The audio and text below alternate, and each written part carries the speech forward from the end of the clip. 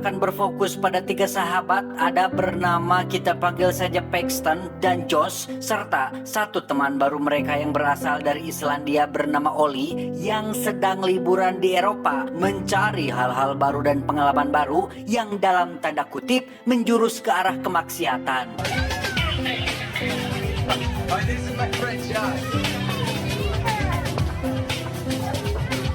Setelah puas berkeliling selama 1 hari penuh, mereka pun pulang terlarut-larut sampai-sampai tak diizinkan masuk ke dalam hotel tempat mereka menginap, sampai ada satu pemuda bernama Alex yang dengan baik hati mengizinkan mereka masuk ke kamarnya. Thanks, bro. It's no problem.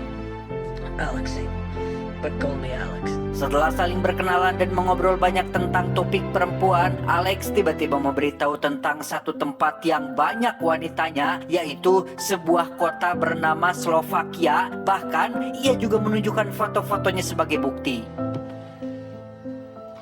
Selain bebas aturan dan minim petugas hukum, wanita-wanita di Slovakia juga sangat tertarik sekali dengan para lelaki asal Amerika, sehingga Paxton dan kawan-kawan punya peluang besar untuk mendapatkan hiburan secara gratis.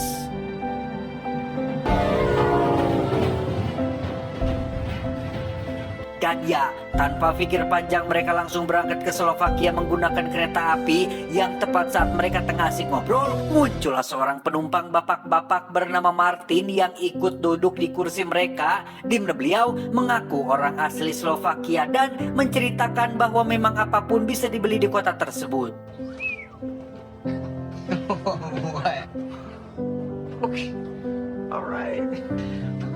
You like it? Alhasil, Paxton dan kawan-kawan pun semakin tidak sabar tiba di sana, sampai Pak Martin tiba-tiba menyentuh paha si Josh yang mungkin maksudnya ingin bersikap ramah. Tapi hal itu justru malah membuat Josh dan kawan-kawan menjadi risih dan langsung mengusir Pak Martin dari tempat duduk mereka. Excuse me.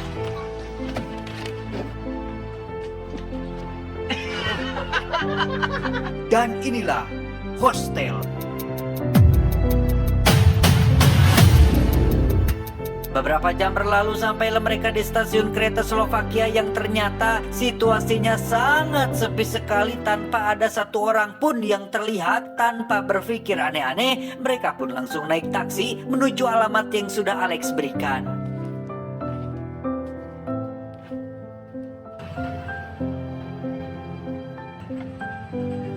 We can visit some factories.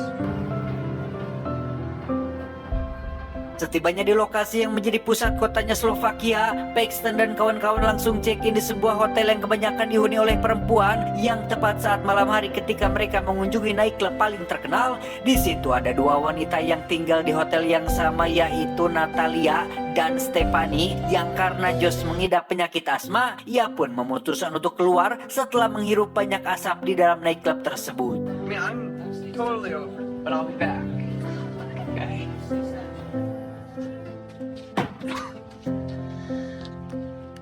Saat itulah muncul gerombolan anak kecil membawa pemukul yang bermaksud memalak Josh, di mana Pak Martin tiba-tiba datang dan memberikan mereka uang, lantas menjelaskan kepada Josh bahwa jangan pernah meremehkan anak-anak kecil di Slovakia karena mereka sangat berbahaya. Berikanlah anak-anak kecil itu uang, maka mereka akan langsung pergi. Apalagi jika Josh punya sejumlah permen, mereka lebih menyukainya. Hey, Josh!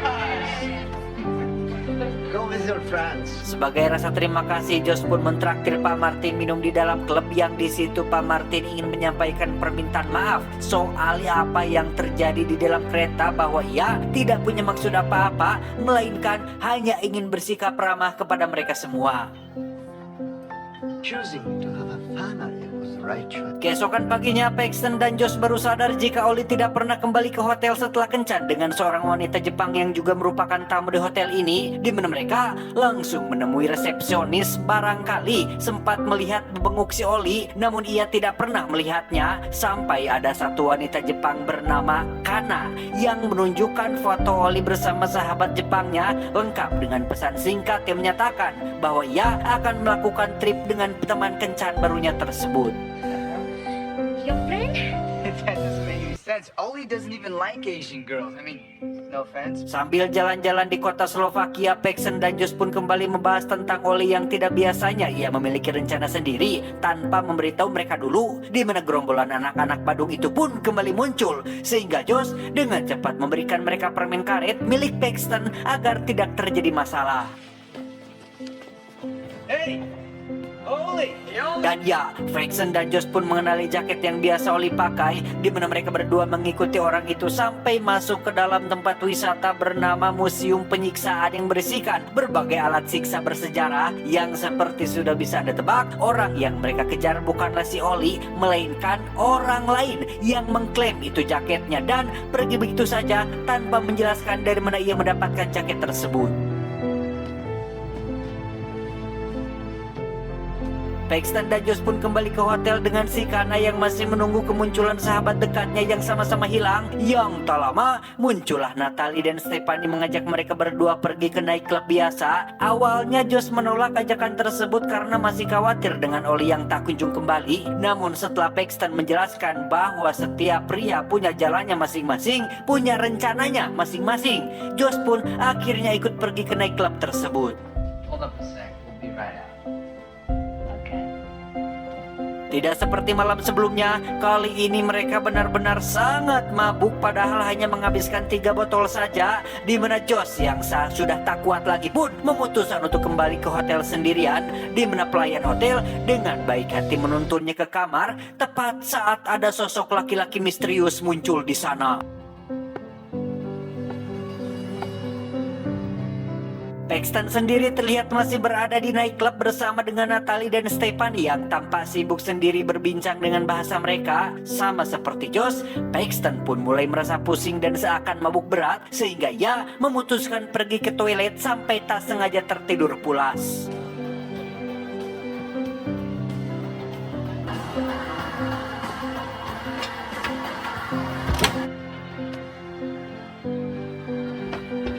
Keesokan paginya ketika Josh baru siuman, alangkah terkejutnya ia saat baru menyadari jika dirinya berada di tempat lain dengan kondisi tangan terborgol yang seperti sudah bisa Anda tebak, itu adalah ulahnya Pak Martin yang memiliki aura berbeda dengan sebelumnya, tampak seperti seorang psikopat dengan banyak sekali alat-alat perkakas yang pastinya akan digunakan untuk menyiksa. Entah apa yang sudah Josh perbuat sampai-sampai Pak Martin nekat melakukan semua ini. Apakah Pak Martin melakukan semuanya sendiri ataukah ada yang membantu, dan bagaimana beliau bisa leluasa punya akses masuk ke dalam hotel? Entahlah, yang pasti saat ini nyawa Josh sedang benar-benar terancam, terlebih lagi ketika Pak Martin mulai menyayat tendon kakinya yang membuat Josh mustahil bisa lari keluar.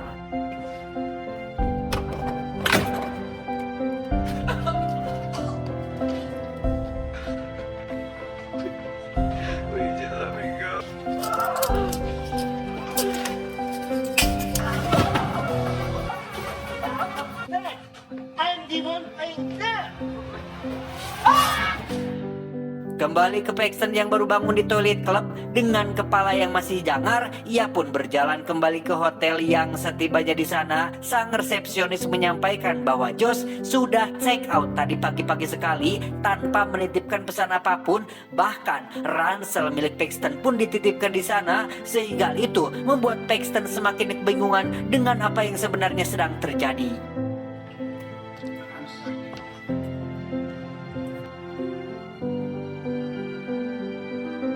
Berbekal foto Oli dan wanita Jepang yang sebelumnya sudah Kana kirimkan, Paxton pun mulai mencari tempat dengan latar belakang cerobong asap sesuai yang ada di foto tersebut. Yang tepat saat Paxton berhasil menemukan lokasinya, tiba-tiba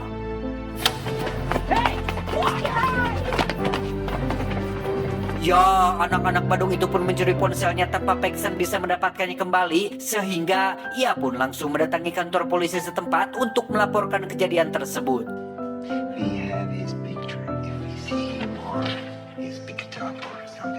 Setelah tak mendapatkan bantuan apapun dari bapak polisi cuek itu, Paxton pun mulai berkeliling sudut kota berharap bisa menemukan kedua temannya. Namun yang ia temukan justru malah sosok si Natalie yang berjalan sendirian memasuki sebuah tempat yang cukup tersembunyi.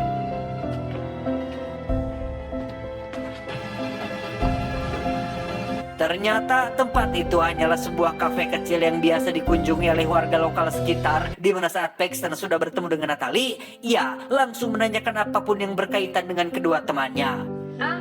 Baxter, come, have a drink. She said you met another girl. Where are my friends? Natalie dan Stephanie menjelaskan bahwa mereka sempat bertemu dengan Josh tadi pagi. Katanya Josh berencana pergi ke pertunjukan seni yang diadakan di suatu tempat, sehingga Paxton pun langsung meminta Natalie untuk segera mengantarkannya ke sana. Okay, so can we go?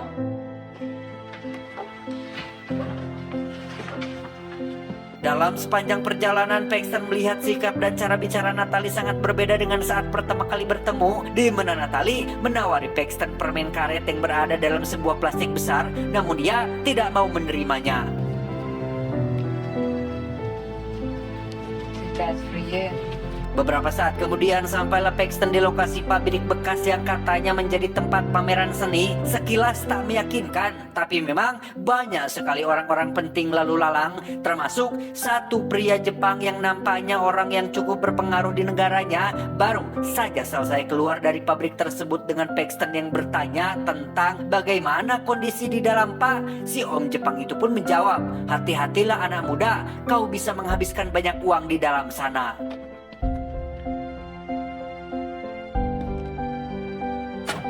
Natalie langsung mengajak Paxton ke dalam tanpa perlu bayar tiket setelah sang penjaga mengatakan bahwa semuanya gratis khusus untuk Paxton. Entah apa alasannya, yang jelas kondisi bangunan tersebut benar-benar tak terurus dan sekilas memang sangat tidak ada. Tidak mungkin sekali ada sebuah acara pameran seni di tempat seperti itu. Namun demi sahabatnya, Paxton tetap masuk ke sana bersama dengan Natalie yang terus mendampinginya.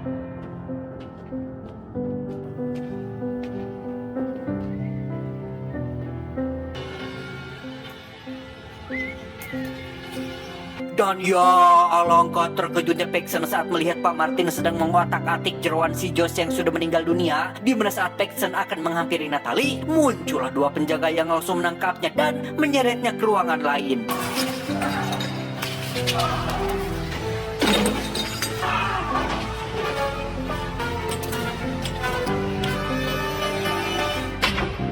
Disinilah Paxton sekarang terikat di dalam sebuah ruangan persis seperti yang dialami oleh Josh, di mana seorang pria botak memakai masker pun terlihat tak sabar ingin menyiksa Paxton. Bahkan beberapa kali sempat mengacung-acungkan benda tajam untuk membuat Paxton ketakutan. Yang dalam momen seperti ini, para korban selalu saja menangis dan menunjukkan ketakutannya, sehingga membuat si penjahat akan semakin senang. Hal itu mungkin sangat wajar terjadi karena kita sendiri pun akan mungkin akan melakukan hal yang sama saat berada dalam posisi seperti itu. Tapi setidaknya cobalah untuk tetap tegar tanpa perlu menyek-menyek dan terlihat lemah, sehingga mungkin penjahat pun akan bertanya-tanya dan segan untuk menyakitinya.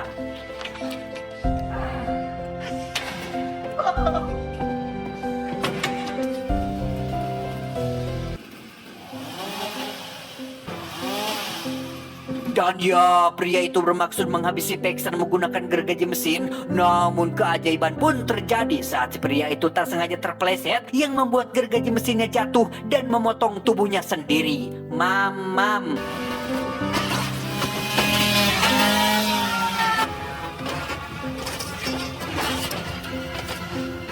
Untuk mengelabui penjaga, Paxton pura-pura kembali ke posisinya, sehingga saat si penjaga masuk, Paxton langsung mengambil pistol milik si pria dan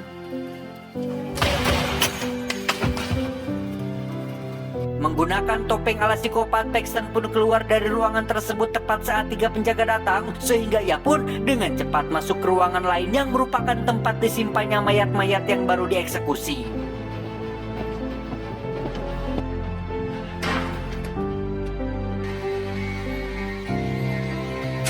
Karena terdengar suara petugas datang, Paxton pun buru-buru menumpuk tubuhnya dengan mayat agar dikira sebagai salah satu korban. Yang setibanya di ruang kremasi tempat dilenyapkannya semua barang bukti, Paxton pun tak sengaja melihat sosok si Josh yang sudah dalam kondisi tak bernyawa, sehingga ketika emosinya mulai naik dan adrenalinnya mulai terpacu, Paxton memberanikan diri untuk mengambil sebuah palu dan menghantam kepala si petugas sampai ia maut saat itu juga.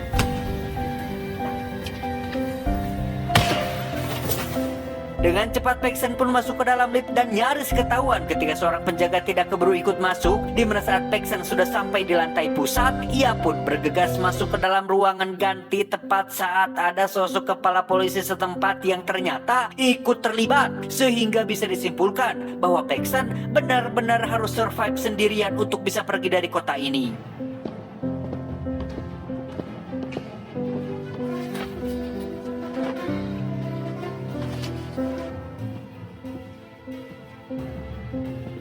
Saat Paxton sudah selesai ganti baju, itulah muncul seorang pria yang tiada lain adalah salah satu tamu yang sengaja datang ke tempat ini. Melalui pria itu pula lah akhirnya terungkap bahwa tempat ini dikelola oleh semacam organisasi rahasia yang menyediakan jasa pelampiasan hawa nafsu. Secara garis besar, mereka memiliki jaringan terselubung yang memiliki tugas untuk mencari dan menculik para korban untuk disiapkan kepada para kliennya. Told me they lined up something real special. I've been waiting for almost a week. Pertanyaannya, memangnya ada orang yang mau buang-buang duit hanya untuk bisa melihat orang lain menderita? Jawabannya tentu saja ada. Para klien tentunya bukan orang sembarangan. Mereka adalah orang-orang kaya yang cukup berpengaruh dan punya jabatan, seperti contohnya pria ini yang merupakan seorang direktur perusahaan farmasi yang ingin mendapatkan pengalaman baru dan merasakan sensasi yang belum pernah ia dapatkan sebelumnya. This is something you never forget. Right? Terlepas dari tindakan mereka yang mirip psikopat, kita tidak bisa mencap mereka semua sama karena sebagian klien, contohnya pria ini, berani membayar mahal keanggotaannya karena berawal dari rasa penasaran, terlalu mengikuti hawa nafsunya sampai-sampai mengantarkannya kepada tindakan brutal seperti ini. Sehingga ini menjadi bukti bahwa agama sangatlah penting. Agama mengatur semuanya, termasuk membantu kita untuk bisa membedakan mana yang baik dan mana yang boleh dilakukan dan mana yang tidak, serta membantu kita untuk mengendalikan hawa nafsu agar bisa menggunakan harta dan rezeki sebaik mungkin, bukan untuk dipergunakan kepada hal-hal yang sia-sia seperti ini. Did you do it real slow? Or did you just... Dengan adrenalin yang masih tinggi, pria ini pun menunjukkan tato anjing pada lengannya yang menjadi tanda anggota organisasi. Di mana saat si pria memaksa Paxton menunjukkan tatonya, terdengarlah ketukan dari si penjaga yang memanggil si pria untuk melakukan debut pertamanya. Get it over with. But now I'm thinking maybe I want to feel it. Make it quick. Make it quick. Tak lama setelah si pria pergi, Paxton pun mengambil pistolnya dan kabur melalui jalan belakang. Yang tepat saat Paxton akan kabur menggunakan mobil yang sama dengan yang mengantarkannya, terdengarlah suara teriakan perempuan yang membuat Paxton kasihan dan memutuskan untuk menyelamatkannya.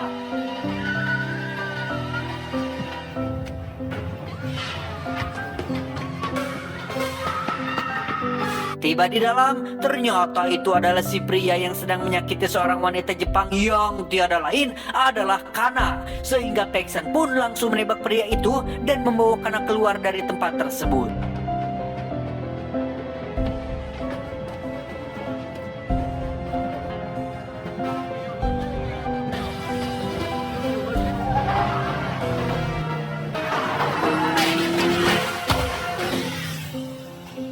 Sesampainya di kota, Paxton pun terhenti saat ada sebuah mobil parkir sembarangan. Yang ketika mobil itu pindah, alangkah terkejutnya Paxton saat melihat bebenguk Natalie, Stephanie, dan Alex sedang mengobrol bersama tertawa-tawa di tengah jalan. Sehingga bisa disimpulkan bahwa mereka adalah bagian dari organisasi yang dibayar mahal untuk mencari dan menculik para korban. Yang tanpa pikir panjang, Paxton langsung menginjak gas mobilnya sehingga...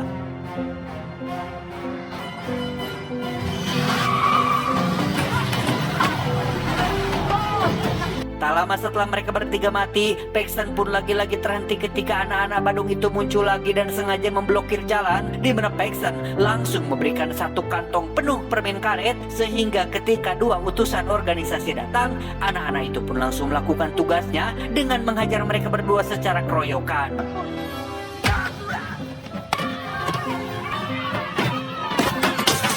Tiba di jalan raya, Paxton kembali harus memutar otak setelah para polisi ditugaskan untuk merazia setiap pengendara yang lewat. Yang karena tidak punya peluang untuk bisa lolos, Paxton dan Kana pun keluar dari mobil untuk kabur melalui jalur perhutanan.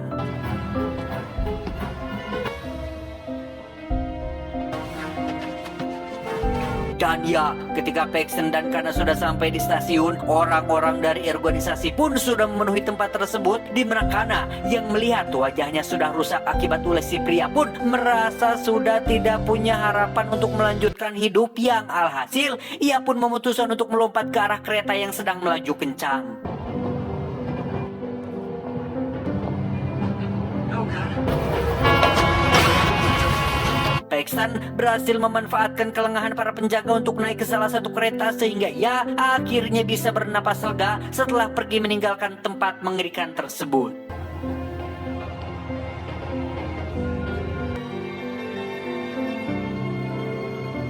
Tak lama, Paxton pun mendengar suara Pak Martin yang sedang menelepon dari kursi belakang, dan sekarang ia sudah tahu bahwa siapapun yang punya tato anjing pada lengannya adalah anggota organisasi, sehingga demi membalaskan kematian dua sahabatnya, Paxton pun memutuskan untuk menculik putri Pak Martin tepat saat ia pergi ke toilet.